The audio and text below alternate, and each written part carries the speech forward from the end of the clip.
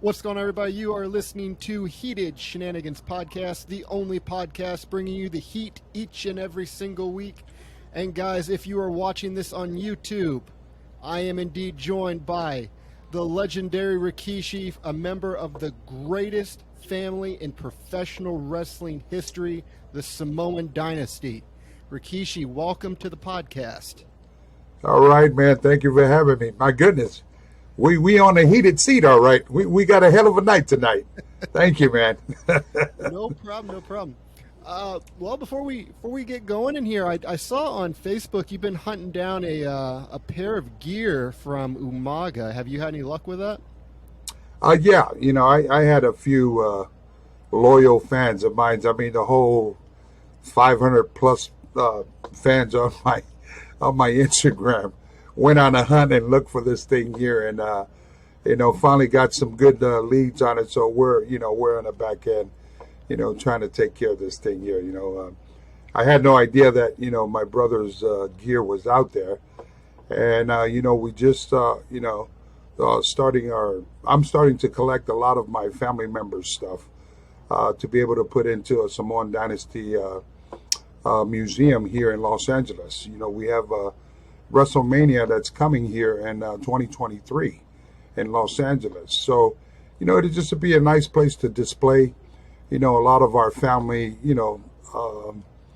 personal items that has yet to be, seen out there in public. And, I felt like it'd be a good place at our Knoxboro Entertainment domain place here in Los Angeles for fans to come and be able to touch the touch the merchandise and kind of, get the back end of, what this piece was and what it meant. And, see a lot of the pieces from our family members, because there's so many of us.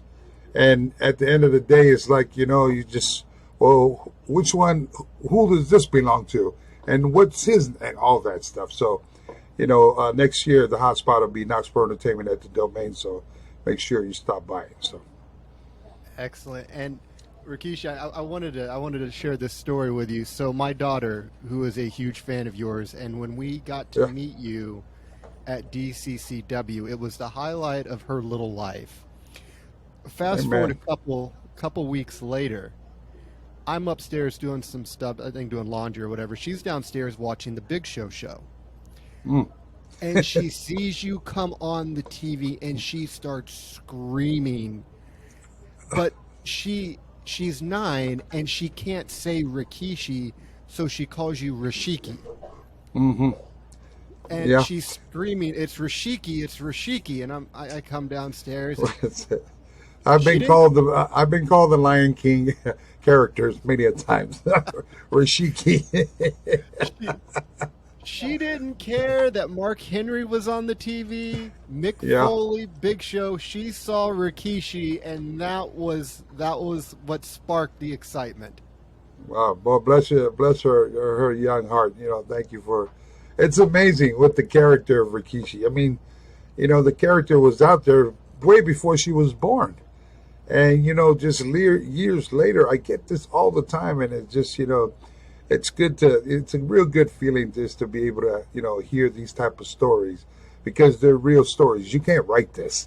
And to be able to have that character who was a big, tough, blonde hair Samoan, too cool type of cat that can whoop your ass at any minute and still bust a move after, and then beat him and feed him with the stink face. I say that's, I usually say I'm sorry to a lot of the parents, because they say, "Boy, you had my kids doing the sink face all this time." I say, I'm sorry. So big shout out to your daughter. Thank you for being such a huge fan at a young age. When she sees this, she's going to absolutely lose her little mind. But right. I definitely, speaking of too cool, I kind of wanted to touch on, how did that come together? How did that pairing come together of you, Brian Christopher, and Scotty Too Hottie? Sometimes things just happen on accident.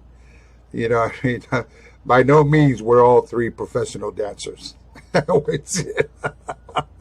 we're three cats, that kind of were put together just to try something, And during that time, the Rikishi character was out, Too Cool and Scotty and Grandmaster, bless his heart, and so they've been there for a minute, and then in come this guy here, and so sometimes you stumble amongst things on accident, and the fans will definitely let you know if they like it or if they don't, and so we tried it. It was one of those bookings that just kind of happened, and then we all put our creative minds together and kind of just added on different things from the worm to the to the Michael Jackson to the to the dancing part of Too Cool, and we kind of made it our own, and the rest was history. It was three dudes that just tried something, and again, the fans of professional wrestling, they are so smart. They're a lot smarter than a lot of the boys. Trust me when I tell you that. And again, if they like something, they definitely gonna let you know, and if they don't, they'll let you know as well. And when we came out for the first time together, and then tried something different at the end, where usually you see a wrestler, they win, they raise their hand, the referee, boom, the music hits, they're out. And so we just, man, why don't we try something different? How about they raise their hand? They go to raise our hand, but we turn that whole place into a nightclub. Have the lights dimmed down from fireworks go, and then we just bust a move. Let's just try something together. Well, we don't dance. Well, we can just try it and see if it works. And by the time we tried it, you already know, Too Cool and Rikishi's born then. Do you think that there was more meat left on the bone for you guys to do in WWE before the split? Oh, most definitely. Most definitely. That was one of my biggest things was, it's just, why we didn't really even, get a chance to get there to, we could have had longevity with a lot of the main players. And we just became kind of that act, that special attraction type of act. We're like the guys that fill into the main event and so forth, and we never really, Too Cool and Rikishi never really got to, the credit that I feel that that we deserve there as a faction, Of course, when, after a while, when you know that they really have no plans to, for the team or the faction itself, and then you got to start to, we start to, make other arrangements, make other moves, and, and this is where, it was always going to be me to single off someplace. You know what I mean? And Scotty and, Grandmaster was one hell of a tag team. They could have ran angles with, those that, were holding the straps and possibly a real good storyline. But I don't think that we had the gas behind us, and I use that respectfully.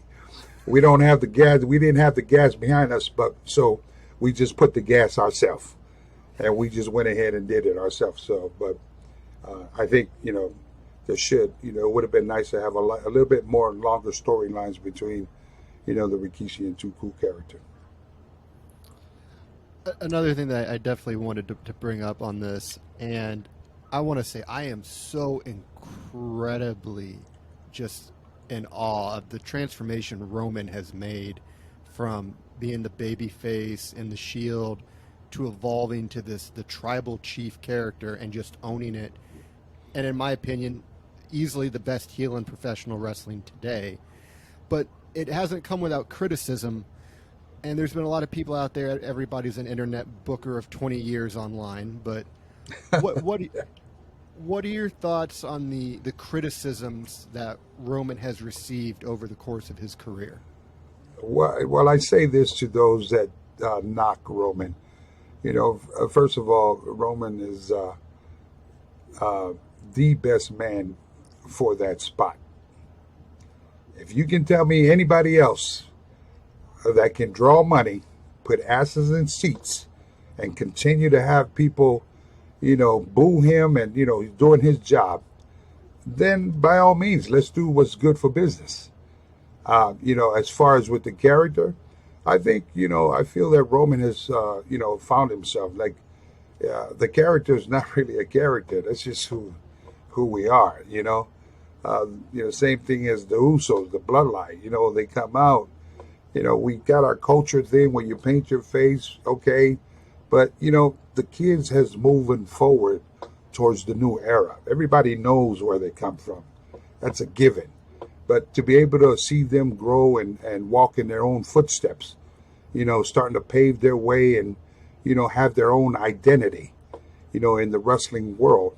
I mean, when you look at, what they've done successfully, for years, even through the pandemic, I mean, these guys just nonstop, kept putting in work. So while a lot of the keyboard gangsters, keyboard bookers, whatever you want to call it, internet, bookers, hey, they're entitled to their opinion. I get that. But, there's only one Roman Reigns. There's only one bloodline. And that's, for me to be a part of that legacy on the sidelines, just watching, my family members out there day in and day out, every week, I'm very, very proud for, what they've accomplished. And, this is the name of the game. Let the best rise to the top, and if there's anybody else that's out there that, I'm sure a lot of the boys understand, a lot of those that are in the industry, they understand.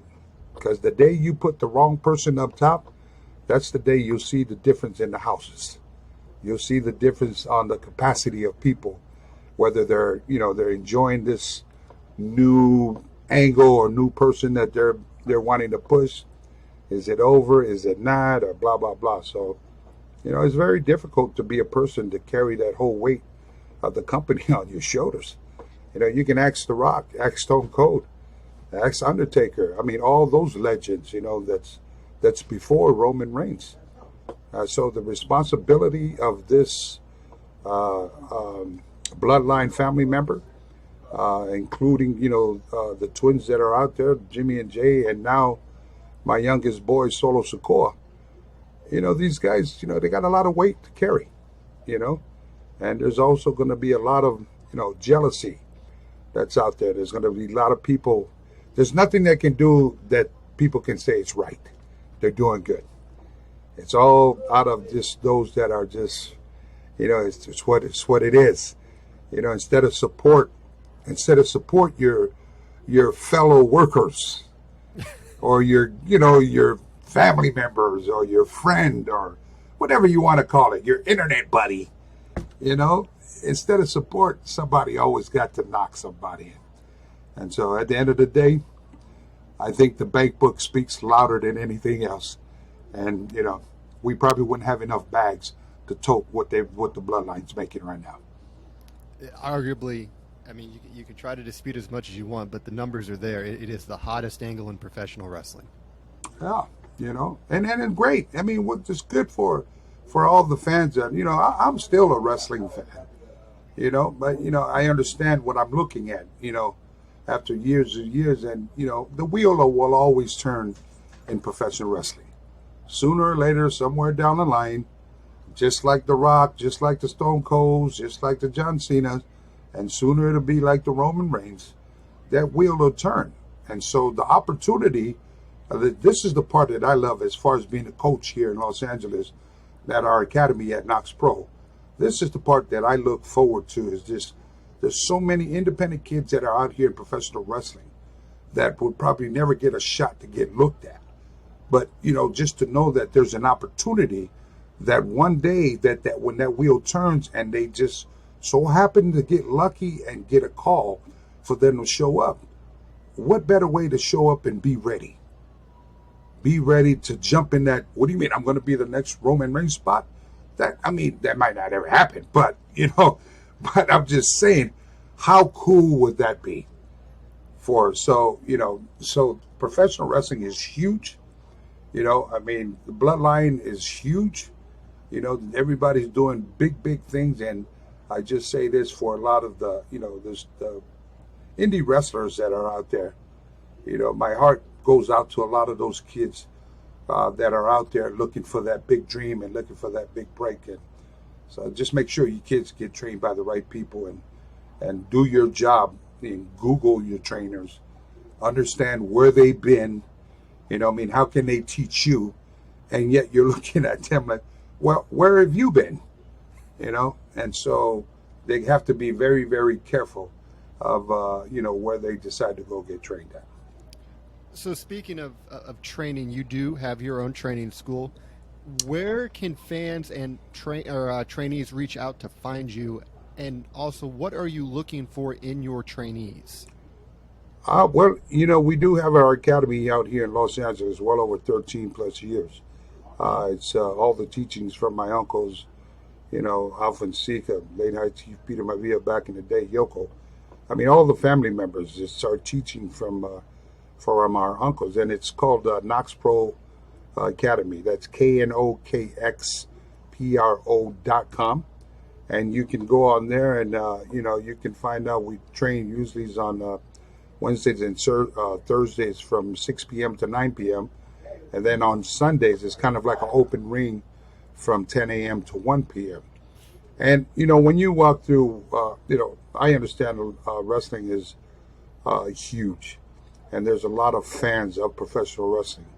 So when they walk through the door, I kind of, you walk through the door and you see in our wall, it's this big mirror of all the family members of the dynasty. And there's space left on that wall because I have no idea. There might be other family members that freaking join. So we kind of just left that open. And so when they walk through, I'm talking to them, but they're looking at that wall. And it kind of, the wall, pretty much sells itself. And so I asked them, why did you decide to want to come and train? And of course it's everything. I'm a fan of professional wrestling. I'm a fan of yours, a fan of your families. It's that, and I've been, wanting to do this for a while, but never knew where to go or where to start. And so I do a little quick interview just to see if they have any type of background of athletic ability. And, some will tell me that they do. And, some lie to me, tell me that they did play this when I find out that they did, and that's fine. And then there's some that just, are honest and say, no, I never played any type of sports. But, I think I can be a good manager. I can cut a good promo. Or, I'm good at editing videos, or I'm good at, mic production. So there's some that come in just to try to whatever, as long as it's in professional wrestling. And I tell them right off the bat, okay, I'm going to be honest with you guys. Some of you will make it, and some of you won't. And, I don't train PlayStation wrestlers. And, what I mean about that what you guys think you can do on the joystick, on the PlayStation and Xbox, that's not going to happen here. Because first I would not let you do that, because what we teach you here is the longevity, how to survive in the squared circle. That ring of, the steel posts and 3/4 plywoods, it wins every night, no matter how good you are. It wins every night. So as professional wrestlers, we try to teach them, less is best. Teach them the correct moves. Teach them the correct wording of each move. Teach them how to be safe workers. To understand that, it takes, when you're having a match, it's not all about Rikishi and Scott, right? It's not all about us. It's me and you working together to make that match, because, people are coming to watch me and you. And so if I'm one of those guys that have an ego and not wanting to give you anything, well, then both are, our match is gonna be a stinkeroo. And so I try to, break it to these kids of, things that they don't understand, the ins and outs of professional wrestling, what'll happen. And then what we do is we prep them up. Once they complete their 7 months training, some will advance to the next class, and some will just be there, and they, a lot of times the kids, they have a lot of excuses. Like, I got kids myself. I've been there, and grandkids. You as a parent, when a kid's lying to you, Yes. right? And so it's one of those things. It's like, okay, I feel good today. Tomorrow I don't want to train. You know what I mean? But I always tell, are you going to tell WWE, like, you're not going to make that show tomorrow because you just don't feel like it? Or are you going to just suck it up and understand what you joined up, what you signed up for, and do your job and go do it the best way you can by, learning your training. And so it's a lot of that, you have to kind of channel in, not only to, to their mental mind, but also, have them, that understand of what their body is going to go through. Like some, today with Instagram, Twitter and YouTube and stuff like that, a lot of kids, they go and they just want to get their matches on YouTube. So they tend to go anywhere with their buddy. Here, film my match while I'm there. Oh no, don't film. There's only 10 people in the crowd. Blah, blah, blah. Film this, all that stuff. They're looking for clout. But at the end of the day, when you're watching their match, it was horrible. It was the shits. Like, why would you want to show that on your Instagram stories and you're trying to promote to people that you're a pro wrestler, but yet you can see you clearly cannot take a bump. You clearly are not light on your feet. You clearly cannot communicate in there like, all your punches and so forth. It's just so, it takes it takes a lot of work, being a coach, because you have to have patience, and thank goodness I got, 13 grandkids and, all my boys they're all grown and I got a big family. So I practice those patient skills every night, And so when I'm dealing with the students and so forth, I try to, I tell them I'll never quit on you. You let me know when you're about ready to be done. Because like I said, this is not for everyone. It is not. And for those out there who may not know, you trained both members of the Usos, those obviously being your boys. How does it make you feel that many people do regard them as quite possibly the greatest tag team of all time? And how involved are you still with training them and giving them advice? Well, I'm going to go on record to straighten this here out. And so hands-on training for life, I was there. As far as I like to give the credit for in-ring training, it had a lot to do with my brother Umanga. The late Umanga had passed away, and also, Umanga lived in Houston, Texas, and there was Booker T School. So for during that time, the boys, they've been around the business all their life during my career, and also my younger brother Umanga, he's the same thing. So we used to have a ring up, back in in Pensacola, Florida. And we would have like the backyard. We were like the real backyard kids, because we didn't have academies. We didn't have nice buildings to go get trained in. My uncles didn't have that. My uncles just trained us outside in the rain, sun, you name it. We was out there taking bumps. So, the ring back there, I used to watch them a lot. They go out there and mess around with their uncles and, pretty much do what they see on TV. And, they've always had, they were always athletic. I knew that, I knew, and then, I would kind of just, slow it down this way, try it this way. And so they would all, kind of train with their uncle. And then, once they moved out towards, to live with their uncle in Houston, and then, they really had a real gym.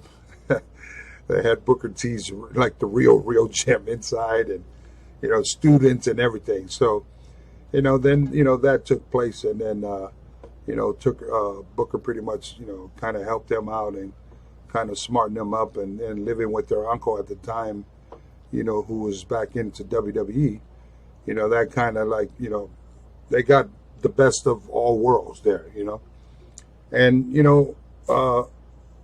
to this day, we still, I'll only watch wrestling, when they give me heads up, that they're coming on, and then I'll kind of just watch it, to kind of critique their matches, and but only if they ask. I don't call and tell them this what should happen. This was I try to just still give them that chance to grow, and to let them try to find their way into, and try to figure things out, like whatever in the industry, and that's the only way you're going to grow and stand on your own too, and because I'm not standing in their footsteps. they're standing in it. And I think they've been doing one hell of a job for 13, 14 years. And, I'm always concerned all the time just to, all the stuff that they do. Like, I don't want to hear that they, broke their neck or got seriously injured or, that, because accidents can happen in the squared circle. And that'll be the worst nightmare phone call that, I would ever get. So that I do a lot of praying. You've done a remarkable job with them. And one thing I definitely thought would be a great thing to pick your brain on is, again, there's been so many members of the Samoan dynasty and so many different generations. How do you think this generation of the Samoan dynasty involving Roman, the Usos, Solo, will compare to your generation and Yoko and Rosie and Umaga in terms of the success and contributions that you've all made to professional wrestling? Well, it's a new era, I mean, all the way from my uncles, Alpha and Sika and Peter Maivia.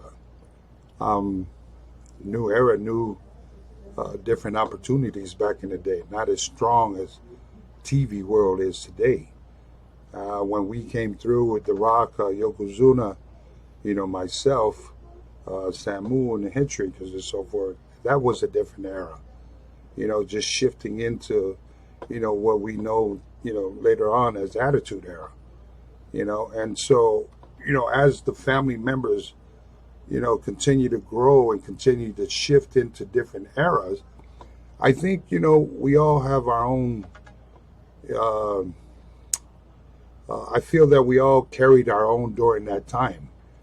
And, now moving into what professional wrestling is as we know it today is such a huge, WrestleMania, the whole world watches WrestleMania, and just to know that the era today is, with Roman and, the Usos and now Solo Sikoa and, a few other family members that has yet to join the crew. I think, for me, I'd have to say the Bloodline era is probably the, best era in this family moving forward, and, because of just how the times have changed, and, what the kids have done to be able to, I love it that we have our Polynesian people out front and center, and we're not that, stigma of, being animals. Like, we got college educated kids in the front line, kids that can speak, kids that, we do wear shoes, we do that, and for a long time, if you go back on the Samoan dynasty, we're not really like that. But we were so damn good. We were so damn, what do you say? We're like perfecting the skills of professional wrestling, our ways of our cultures of wanting to be the best and learning how to be the best at being that animal, whatever you want to call it. Came into the Headshrinkers, which I love us winning the belt, but I hated the Headshrinkers of not knowing how to, play that character of just eating raw chicken and eating that stuff, you know what I mean? And now finally coming into, when it came into Yoko's not really Japanese, but that just goes to show you how good the dynasty's training is, the legacy, that we can play any freaking character that's thrown in, in front of us and make it work. I'm far from being from Middle Eastern, but I played a character from Sultan, and so I think that's the learning lesson for a lot of people to understand what the Samoan dynasty family is. We're just that damn good in professional wrestling. We can make any character work, but any character that's, close to our culture, those are the ones that I cherish the most, is because, when you come up and you're wearing the lei, you're wearing the ula, you're wearing the lava, and you're Polynesian, it's a beautiful thing, But through the Bloodline today, we've also learned it's a beautiful thing to be exactly who they are out there on TV. And that's not a gimmick. The Bloodline is not a gimmick. It's not we just figured today we're just going to wear this and add this and put red and all. It's not. It's just, It's that new fab. It's that new era. It's that new swag that's hot, that's selling tickets, that's putting asses in seats. And that's why there you have it. Vince McMahon, the McMahon family, hey, the bloodline's on top. And so that's what my take is on the Samoan dynasty, the different eras. So go bloodline. So one thing I wanted to ask, I had heard stories on other interviews and just word of mouth about there being a special thong that you would use for the stink face. And I was curious, what would an individual have to do to receive that type of treatment, and how many times did that get used? Well, the number one, if the person would piss me off. If you think that you have like got one up on me and thought I didn't know about it, or it could be in a match, it could be us traveling, it could be us with I don't know, eating in a restaurant and you thought that you tried to rib my food, or mess with my wrestling gear. Who knows? And that's the time. Once I'll wait, because I'm not those type of ribbers that'll catch you right off the moment. I'll wait, Scott, until you think I forgot about it. And then that's when I say, oh, we're wrestling tonight? You think that I forgot about everything already. This could be like 3 months later. And then this is where I have these thongs. I have the clean thongs that I'll wear that's just made. If I like you, you're getting those. Then there's the mediocre thongs that never come, that it gets aired out the night, but then put back into the bag. Then there's that deadly thong, number 3, that never comes out the Ziploc bag. So which one you think that I used on those that I didn't like? You already smell me coming through. As soon as I take that skirt off, And if I know my matches was only 3 minutes with you, oh, it's going to be quick. But it'll be a long, long freaking stink face. So a lot of people have been known not to piss Big Kishi off. Especially if you know that we're working together, or we're in the same industry. Somewhere down the line, we'll cross paths, be it in WWE or wherever independent show. I don't never forget stuff. I don't forget, because in this industry, it's hard enough being out there. So why mess with me for when I ain't done that to you? And so, but I tell you, the brand new thongs that I got made, and that list is very simple. Who got that? And of course, it's Vince McMahon, and of course, the special one. Vince got the special one. But otherwise, I probably wouldn't be there the next day. I'd probably be fired. So why would I be dumb enough to give the boss the thong that never comes out the Ziploc bag? I don't think that'd be a smart move. If I would have done that, I don't think the Bloodline will be there today. Oh, no. Roman would have been opening on Sunday Night Heat. I don't know what happened. So, yeah, man. So there's the story with the thongs. But for the most part, everybody pretty much got the mediocre types. I did air them out. I would Febreze it, powder fresh. My butt is known to be powder fresh if I like you. Just because they call it the stink face doesn't mean it stinks. It's powder fresh. It's definitely powder fresh.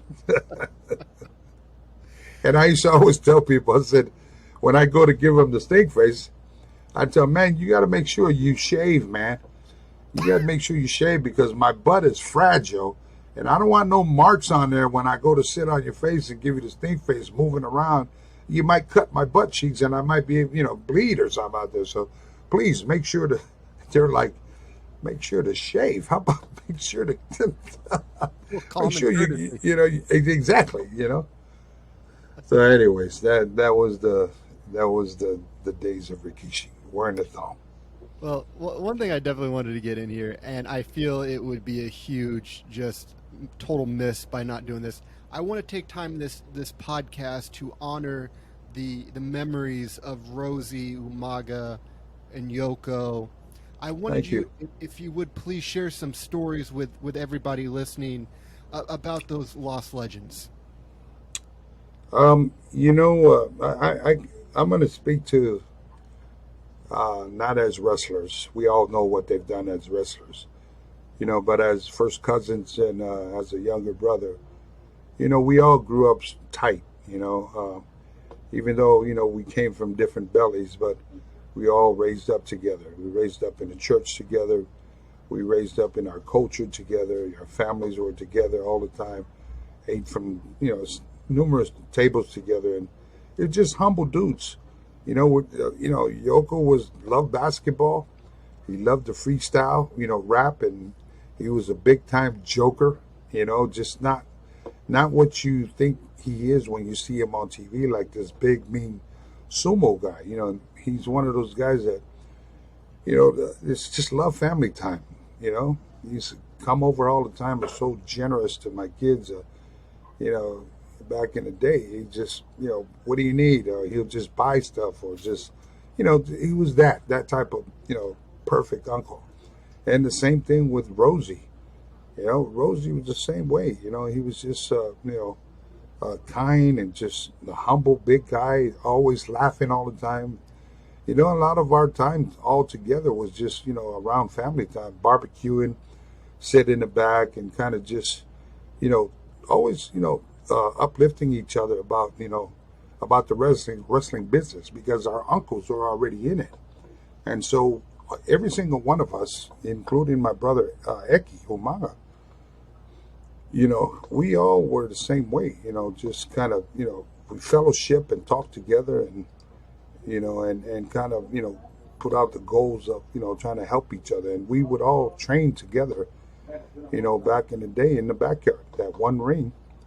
We barbecue and, train, and then have a few, cases of beer, and hug each other, fight each other, get back in the ring.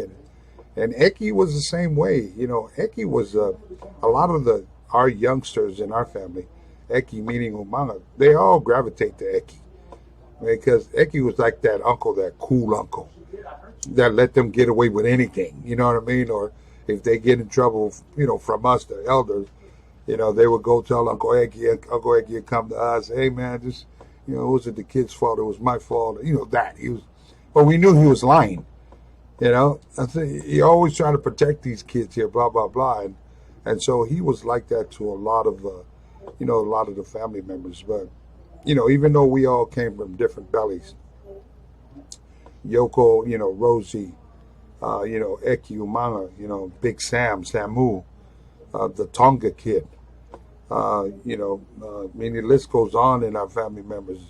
We were all like that. Like when we say Anoai strong, Fatu strength, we mean it, because we were all just, in that circle. Our parents, obviously we're all related through, our parents with their siblings together. And so they always kept all of us knitted. That fabric was so strong, and it just, sometimes we got tired of each other. Like, damn, I see you again today. Why don't you go to your own house? You know what I mean? But it's one of those things. Oh, shut up, man. I can come here whenever I want to. And so, that kind of trickled in, to the kids, Yoko's kids, Umaga's kids, my kids, Rosie's kids. So now they're all kind of that type of group now. So, which is a beautiful thing. I was absolutely heartbroken to find out when Yoko was not Japanese. Like, that just blew my mind, because he played it so damn well. He sure did. But it goes back to what you were talking about, that reach that all of you have with your characters in the ring to make anything believable. It's such an amazing gift. Yeah, well, you know what? I want to tap on that too. It's like, yeah, let me just set the record straight. Is a lot of people think, okay, because, you guys come from a wrestling family, that it was easy, for each one of us to get in. No, I'm here to say, no, it wasn't. It wasn't a piece of cake just to walk through. And, our thing is with our uncles, they taught us respect in this business. If you don't love this business, then don't waste your time. We're not even going to waste our time teaching you. We're not going to waste your time Go find another career that you have passion and love for and respect for. And, the thing is like, it was always like a competition, but a friendly competition, support competition.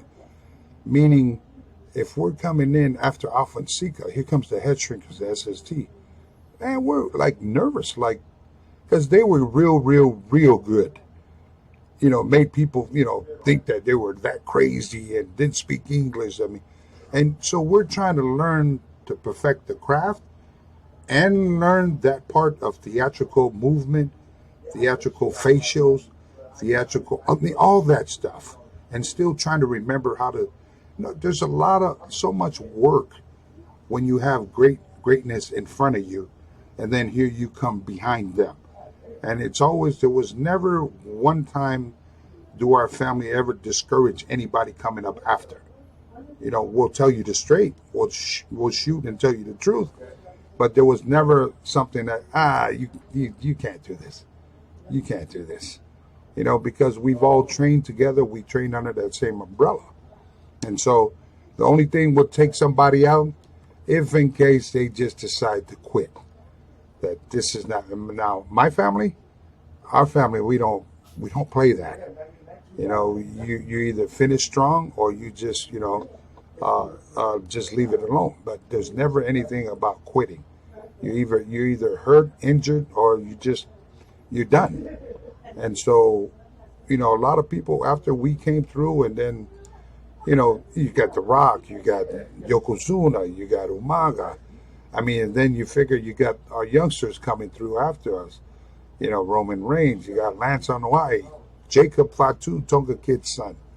You had the Tonga Kid. So, those levels, as we speak of it earlier, it wasn't easy for anybody up, that's coming after. It was always that. It's like I felt like I always had to, prove myself. And, and that's where we first started being honest with yourself. That this is what I want to do, but check this out. On top of what I want to do, I'm also carrying on my shoulders the pride of my family name, the pride of my culture, and the pride of those that paved the way for me to get a chance to, do this wrestling business deal. So it was difficult, and I just thank God everybody was, doing good. Everybody had a good career, and everybody were able to walk away without, being in a wheelchair or being, really, badly hurt from the industry that we love of professional wrestling. And to touch on that, with it definitely not being easier, you see the success, and it just keeps rising, and the younger generations have to push harder and further to top what's already happened. And to your point, exactly, like it's not going to get easier, and it's not an easy business. Yeah, well, you know what? The generation today, they set the bar high, and they also switched up the game.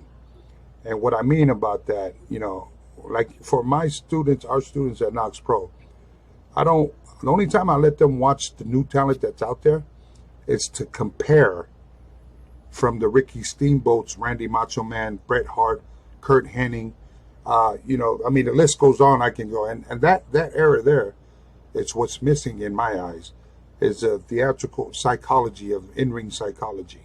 Because there's things that they do there back in the day still make the fans pop, but it wasn't as dangerous as what the kids are doing today. The kids are like, when I watch it, it's like they're doing they're all amazing athletes. I'm not knocking none of them. They're all amazing athletes. But had they turned, focus in on trying to learn the psychology of professional wrestling, that sometimes less is best.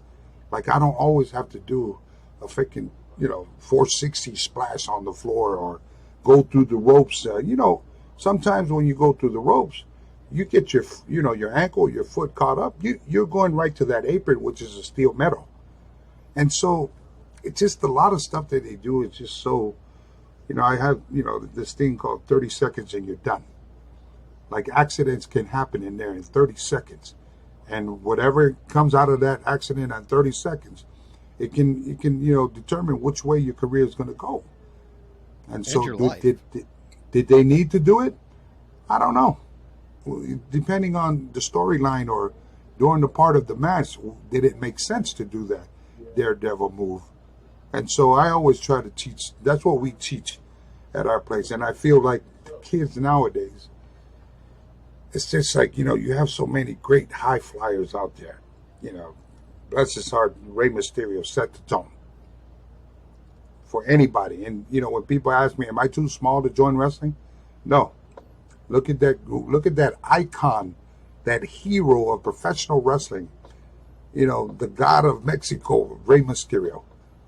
Rey is only 5 foot something. What are you complaining? You're 6 something, right? But here's the difference. Rey knows how to work. Rey is a professional. He knows how to perfect his craft. He knows how to work his size. He knows how to do things in there that make sense with a person that's a giant at 6'8". That's the knowledge, what I feel, that's missing today in professional wrestling. So I think once they get that, I don't even think they'll probably ever turn back to the way it used to be. For a professional wrestling athlete, it's best for you to turn back that way. But if you feel like you're going to be 22, 24 for a long time doing all those crazy moves, well, hey, have it your way. Have it your way, and we'll see how long you last. Let's say the last question here before we wrap things up here, Rikishi. Over the course of your career, what would you say is the greatest story you've ever seen told in the ring, be it by you or someone in the business? Man, I'd have to go. Come on now.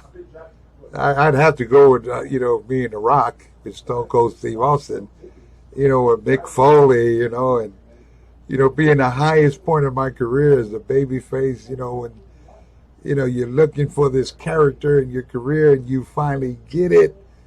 And then all of a sudden you're so loved by the whole world. And then all of a sudden, wham, you turn. Boy, I can't tell. I even had family members pissed off at me. I'm talking about aunties and uncles and, cousins and nieces. They're all like, why did you change? Why did you change? That was so, it was so close, to how it, to me, really, it felt like, is because when I cut that promo about the WWE always wanted a great white hope, you had Jimmy Silkify Snuka, you had Peter Maivia. Man, I almost cried during that promo.